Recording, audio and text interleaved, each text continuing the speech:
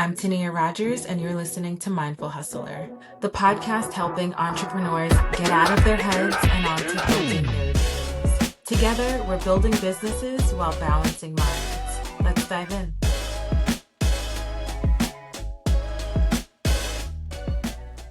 What if stepping into your dream career wasn't just about strategy, but about healing the fear of being seen? In this episode, we sit down with Kiyah Clark, a dynamic realtor who's not only helping families find homes, but she's building a brand and a business rooted in authenticity, service, and self belief. We talk about her journey into real estate, the bold mindset shifts she's had to make, and what it really takes to show up consistently in a competitive industry, especially as a woman of color building something of her own. Kia opens up about the fears she's had to overcome, how she finds her confidence, and why real estate became the gateway to purpose, financial freedom, and legacy. If you've ever dreamed of getting into real estate or creating a business that reflects your soul, this episode is for you. Kia, girl, welcome to the show. Thank you for having me, sis. Girl, I've been waiting. It's been so long. I know we had scheduling conflicts and technical difficulties and all of the things. So thank you for Yes, it's been being a so journey. flexible. Of Yes, yes, course, it has. absolutely. I'm happy to do this with you. Girl, and just a little background, we've known each other for so many years since college. We lived in the same building and we would just Yes. go into each other's room in our pajamas and we were so close. So I love watching your journey from 18, 19 years old into now this beautiful businesswoman. And I can't wait to Yes. dive into your story. Thank you. And same here, girl. It's been such a beautiful journey being your friends and just like the growth that we've both, had along the way and just us still being locked in. Like, I'm so blessed to have you. It's funny because I think our friendship actually started from, I guess, what some could call a disappointment. We were both, interested in a sorority, and some things didn't work out. But I've seen the way that you've blossomed into your own from that, and it really Mhm. speaks to your character and who you are. And I'm Yes. not I'm not surprised why you're so successful at your career because I've gotten to see your Thank personality from you. early. Yeah, yeah, Thank you. Thank absolutely. you. So let's start from the beginning. So, what inspired you to pursue real estate? Well, funny story. I actually had no plans of pursuing real estate. Straight out of college, I actually took a job being a manager for Abercrombie. And then from there, I went into being lead customer tech support for a tech company, a startup tech company. And somewhere along the way, my mom, who has been a realtor for like over a decade at that point, she kept saying to me, like, Key, you need to get your real estate license. Why don't you get your real estate license? You should just go for your real estate license. And every time I would just be like, no, because, when you're young, you don't want to do what your parents are doing. You don't think that you're going to walk in the same, footsteps as your parents. But eventually, I actually ended up listening to her. I got the real estate license, even though I was, I had my job. But maybe like 2.5 years into my customer support job that I was working, they changed ownership. A new CEO came in and he took over the company, and I no longer appreciated the direction that the company was going in. So I decided, you know what, since I already have my license, thanks to mom, why don't I use it? Why don't I just go in full throttle, full time? And I did. And I didn't know that I would end up here. Like, I didn't think it was going to be a long term thing, but it became the thing that I loved. And I was like, oh, I actually found my career. So that's kind of how I fell into this. And I'm so happy that it worked out that way. I do believe everything happens for a reason. Yeah, that's so funny. I remember the early years of you just like exploring different careers, but I don't remember it being in the tech industry. What led you to the tech industry? Yeah, it's to be honest, I was just looking for a job. Like Yeah, yeah, I think that yeah, like again, I was a manager for an Abercrombie store, and retail is stressful. yeah. And I Oh, girl, I actually took a know. leap of faith there too. Like, I'm the kind of person that I'll just quit a job and just figure it out. That's how I've always been. So like with Abercrombie, I just put in my 2 weeks, and I was just like, I don't want to do this anymore. They begged me to stay. They were going to give me my own store in New York or DC. And I was just like, no, I don't want to get locked into that quit. I'm applying to jobs. And, I met with the owner of this tech company and he gave me a chance. The only reason he gave me a chance later on, I found out, was because I had amazing customer service skills and he could see that in me. So even Mm, if I didn't know a thing about tech, okay, he said, yeah. well, you have this amazing personality and actually let me train you. I have someone train you and let's see what we can do. And that's how I ended up getting Mm. that job. He was an amazing boss. Out of all the bosses I've ever had, he was great. So that was a fun That job, actually. I was fully remote back when remote was not popular. It was like 2008, 17. And yeah, that's how I fell into that too. that is so funny. Whenever I'm talking to a client and they explain their work history, they always think that it's like not relevant if they're trying to make like a huge pivot. But I always like to look at Yeah. the connecting thread and the transferable skills. And your transferable skill is your people, your people oriented, and that's exactly who you are. He was right. Yes. He saw exactly who you are. I love that. Yeah. Yeah. Yeah. So, Yeah. it's all timing too. So yeah, it all worked out. What did your early stages of real estate look like? I know your mom was a realtor, so you had a good foundation, but what did it look like, especially as a woman of color in the space? We're in New Jersey. Um, yeah, what did it look like? Yeah, that's pretty interesting. So, my first brokerage that I was a part of when I got my license was actually the broker was of Caucasian race. And it really wasn't a hands-on experience. I didn't get much training. It was probably more so a scenario where I would have had to really seek it out. I didn't stay there for too long. I think I only held my license there for a year. And then I went on to Remax, where I was under a broker of color, a black man, should I Mm, say. And the mhm, experience was so different. I think he took me under his wing and like he really just showed me the ropes and he also pushed me. He motivated mm, me. He had so much experience in the real estate industry, having been a realtor in his past and working with investor clients and working with residential and just so many aspects. And then him also being an investor. So he knew like the different avenues. So he was mm, really able to kind of speak to me in a way that I understood and speak to me in a way that made it comfortable for me to really find my footing within the industry. So I think yeah. that that was a major piece to get me to where I was going. Yeah, just that direction. Were there ever any moments that you doubted yourself? And if so, what helped you move through them? Absolutely. So when I started real estate, I was on the younger side. I was in my 20s. And so I think that one of the, I guess, pain points for me was that I was so young. I would always get the question from clients like, how old are you? How old are you? Mhm. And having to like combat that or just kind of explain, yes, I'm young, but I can help you, especially with no experience. I really just kind of had to lean into the fact that I was with the Remax brand. Well, I work for Remax. And, I kind Yeah. of leaned on that brand a lot to kind of show my experience because I really didn't have any. And then also, Mhm. I think I had the type of personality or just like the stance of, listen, if I don't know it, I will figure it out for you. Let me help you. I was Mhm. very like, just hands on. And I think that my clients in the beginning really appreciated that. And because of that, stuck with me. Of course, Yeah.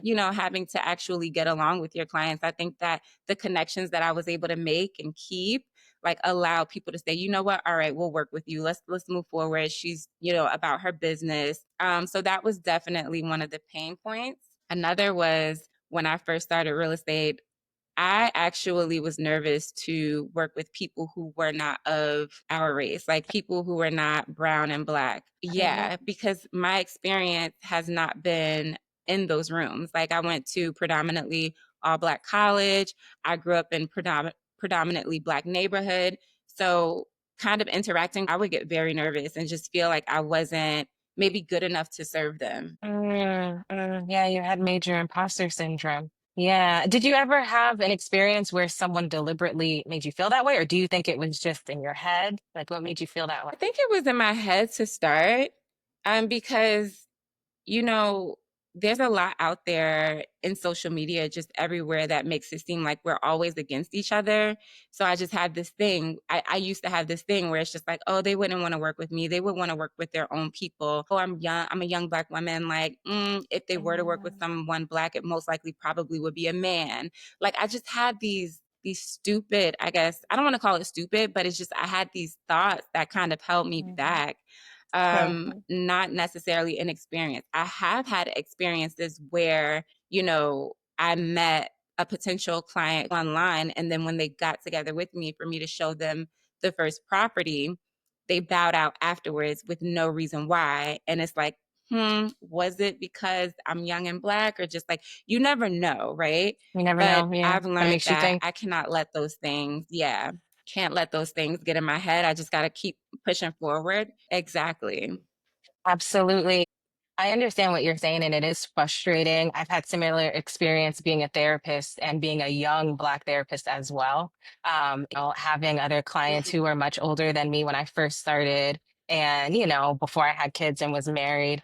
I would think, why would they even take advice from me? I don't have any experience in that realm of life Right? yet. Yeah, I did have major imposter syndrome. And what really helped me get over that was to some degree admit that, like, not fake the funk. Like, look, I really don't have experience there, but I am an expert of this topic. And so we can collaborate and we can figure it out. I can ask all the questions I need and you can let me know what you need. And to your earlier point, you figure it out.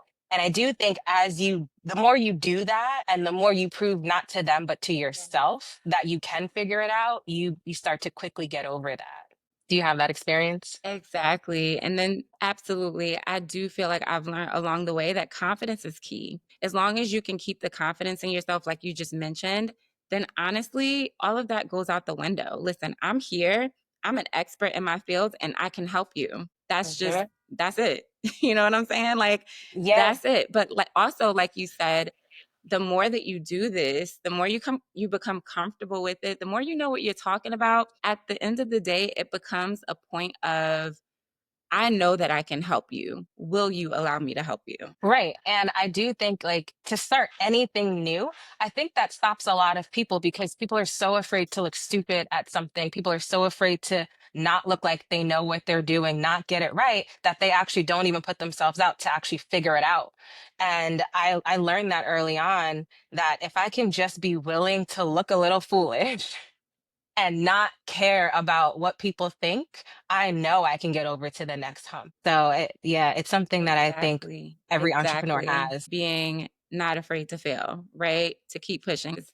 So I agree with that. So, how did you start building your personal brand? I love what you do online on Instagram. I love watching your videos of happy clients and happy customer, and you also do a good job at educating the client. How did you start with that? Because social media can be so overwhelming for any new entrepreneur. Yes, it is. I think that when I first started real estate, I didn't do a lot of social media branding, but quickly realized along the way that it's important. And so I am a big fan of Canva. So I started out by trying to create my own logo, create my own branding, and just kind of push content. At this Mhm. point, though, with my business and the way that it's grown, that's almost a separate job, having to market yourself and create content and do all of those things. So I did go ahead and hire a content manager who helps to follow me and, record and do different things to kind of aid in that area, because without that, I probably would not post as much. But I do understand the importance of just kind of putting yourself out there consistently so that people can remember you and refer you and come to you, as a realtor. Like, you don't want to not be noticed. It's a continuous thing. So that's pretty much how I went about that. I tried to do it on my own, but like, once the Yeah. business grows, you do have to start hiring help. Yeah, Yeah. yeah. And I think it's really important to just even start at the foundation of just doing it on your own. And again, I think people are so afraid. I've realized in conversations with clients that they feel like when they first started, it needs to look perfect. And it's like, it doesn't, you're going to grow. Just even if it's just posting like janky That was videos and me. photos of what you're doing. Yeah, that was me too. I know personally, like I felt that way. And it really kept me stagnant in every situation. And I'm not a social media person, but I know that in this day and age, for any business owner, that's where your clients are, right? Like you don't want to depend on it, but you need to tap into the market at least and just know the basics. And then to your point, as you Yes. grow, then you can hire a team. Right. Yeah. And you know what? Let's be honest. Social media is scary. People can say whatever they want, and if for whatever reason your post goes viral, then it's like all these comments from people you don't know just saying whatever they feel like. They may like it, they may not. And I think that's what holds us Mm, back. But at the end of the day, it's all about like kind of what we said before. You just have to try, you just have to start, that and is a if great something doesn't point. work, you can always pivot or shift. But as long as you're trying to put yourself out there and you're doing the work, you just have to start. Yeah. That's a great point. It can be a very scary place because people are so opinionated. And when you put yourself out there, you're opening yourself up to opinions. And I think sometimes I forget that because I think my natural just just personality is to not care about that. Thankfully, I'm so thankful. But I do sometimes get in my own way and in my own head, not necessarily from what other people are saying, but just how I am interpreting the situation. But I can understand that would be very scary, like Hmm. reading everybody's opinions about what you're doing. And yeah, I know it trips people up. Yeah. Yeah. Yeah. Yeah. And I'll be honest with you. Like I was in my own way when it came to content and social media because I would make a video and I'm like, ugh, why did I move my hand that way? Or ugh, why did I smile that way? Or why did I Right. say it like that? And sometimes we can Yeah, become our biggest critics. And you're like, you know what, just throw the exactly. whole video away. Cause you Yes. know, Yes. but like never mind, just forget it. But we can't do that. Nobody's perfect, and I think that's the beauty of just putting yourself out there, like being relatable, Yes. and just gotta try. That's it. That's such a good point. And honestly, the reparenting work that I'm doing for my inner child is really just doing it in a sloppy way. And it's not that I don't care about what I'm putting out, but like you said, I would get stuck in analysis paralysis. I would get like, "Oh, no, let me do it over. Let me do it over." And then after a while, it gets so discouraging and frustrating. And then, you say, "Oh, I'll just fix it tomorrow, or I'll look up a video to fix it." And then you just never do. And I got in that cycle for so long. So now I just put it out there. And if I messed up, if it looks whatever, like, and it just helps me feel so Yeah, much better. It really helps me feel so much better. exactly. And I think that I agree. And I think that the people would prefer candid over planned anyways, right? Like the more Mm, candid your video is, like, okay, I just recorded this, here you go, mhm, that is just more mhm, relatable. And I think that especially how social media could just be such, I don't want to call it a lie, but just kind of fake to a lot of people. mhm. I think would Curated. draw a lot of attraction when it looks like real, Mm. you know? Switching gears a little bit. So, what legacy are you building and who are you doing it for? Wow, great question. So I am a single woman with no kids. So I would say I'm doing it for me. I'm doing it for my family. I want to get to a point where I do have things to leave behind for my siblings, or if I have a family one day, my children. So currently, I'm just doing it for me and my immediate family. I want to be the person that retires my parents or help in that. That Mm. is the kind of heart that I have and just the kind of person that I have. So I do it for my loved ones, honestly. And the legacy that I'm building in 10 years, you're going to see me being an investor. That is the side of real estate that I really want to transition into. Like I do own one multifamily now, but I want multiple. So that is the game plan. That is the goal along the way. I do want to be an investor. Mhm. What does success mean to you beyond the money? That is a great question. I think success to me means happiness and small wins. I have been in a place for the first time where I was unhappy. And that was so different for me because I was used to being happy for like honestly 98% of my life. So to be in a Mhm. space where you don't have joy or peace, I think success is as simple as just being happy with who you are, happy with the life that you have, and whatever it takes to get there. For me, it's peace. If I'm at peace, and I'm connected to God, I am a Christian, those things is what brings me joy. Those things is what I think can lead to whatever monetary success you're seeking. But that I think is the seed for success, just being in a good space, heart, mind, and soul. Being your close friend, I know what it's like.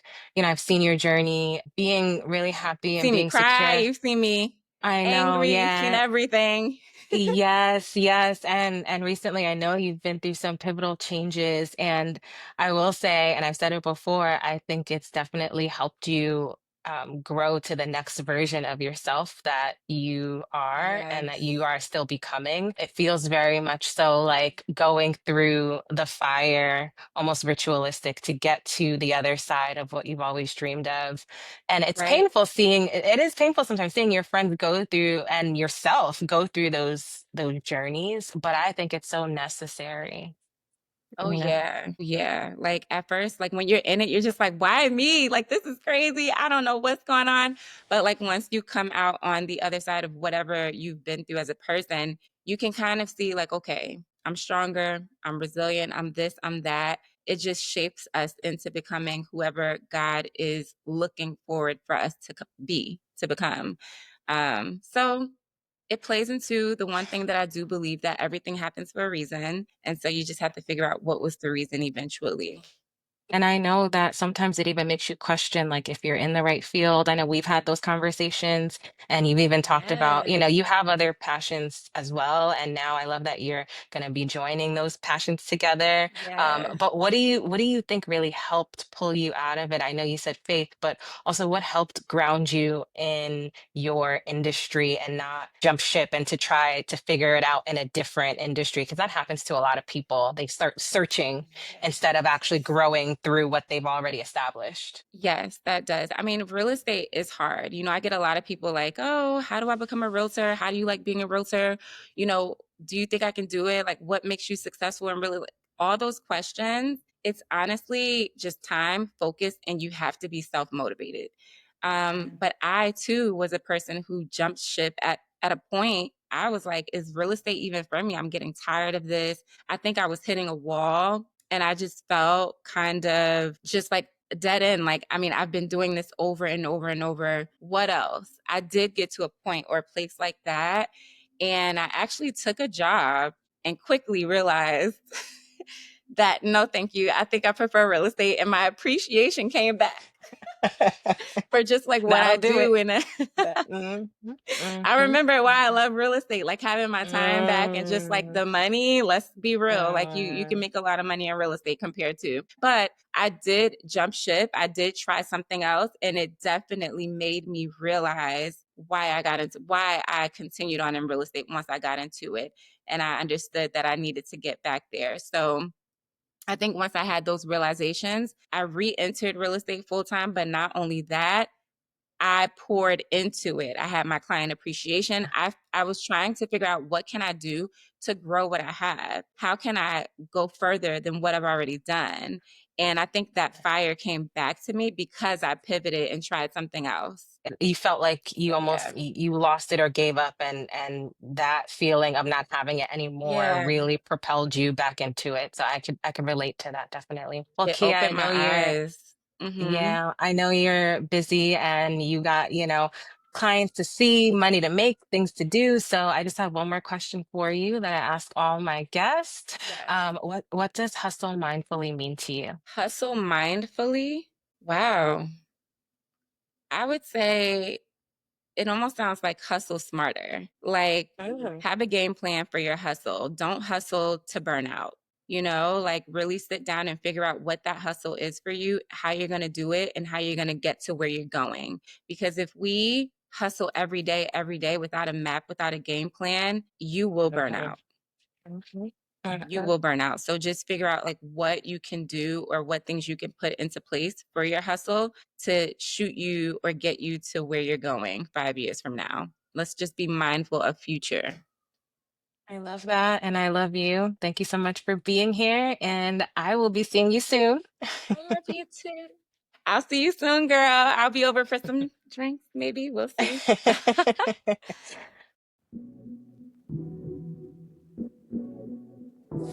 Thanks so much for listening. If you like this episode and you don't want to miss another, make sure you subscribe. See you next time.